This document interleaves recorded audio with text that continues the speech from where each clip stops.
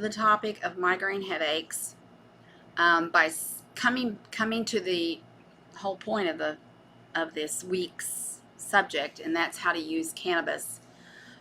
So there's a lot of research, as I've mentioned before, that using cannabis for different chronic problems, physical problems, and there is a method to the madness. It's because we have this endocannabinoid system that we are given when we're born, and the thing that helps your endocannabinoid system function is CBD or THC. So how should cannabis be used to treat migraine headaches? Should you smoke it, eat it? Should you use it in an oil form or a tincture? So the quickest, because you got a headache or you feel it coming on, so doing something like an edible is not going to really be very fast or effective. So the best way to do it is to put it underneath your tongue in the form of an oil or a tincture.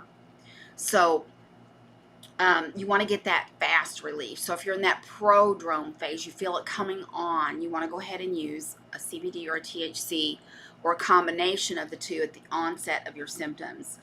And some people don't do it that way. They just do it prophylactically, like we talked about with the propranolol and the topiramate. So they daily might use a very low dose of THC, or they could daily try a CBD-rich cannabis to help with prevention of headaches. So that would be, if you go to the dispensary, you're going to look for something that's got about 40 milligrams of CBD to about 1 milligram of THC, and you're never going to feel the psychoactive effects. Even if you've never used THC, you shouldn't feel the psychoactive effects of a 1 milligram THC in a 40 milligram CBD dose. So you can try that daily. That helps with prevention. But just keep in mind that you always want to start low and go very slow. You don't want a bad experience, which can happen. And you also want to be sure that you're tracking your response to your dose as well.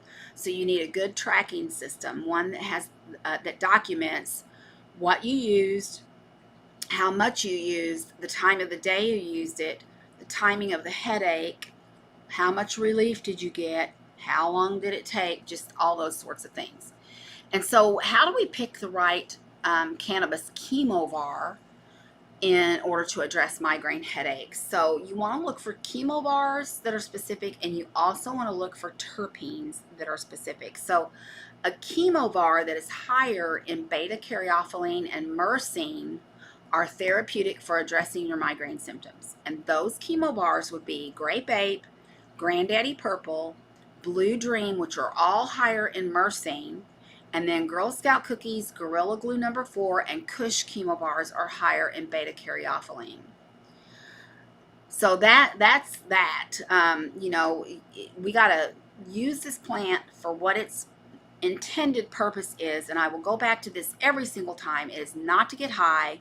It is not to be on the couch all day because you've been smoking all day. That's not the purpose of using this plant as medicine. It is strictly to help you with the issues that you have, and one of those issues, as we've discussed this week, is migraine headaches.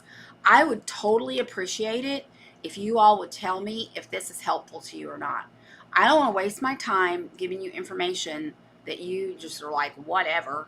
So tell me, put in the comments, do you struggle with migraines? Have you ever tried CBD or THC to help deal with those?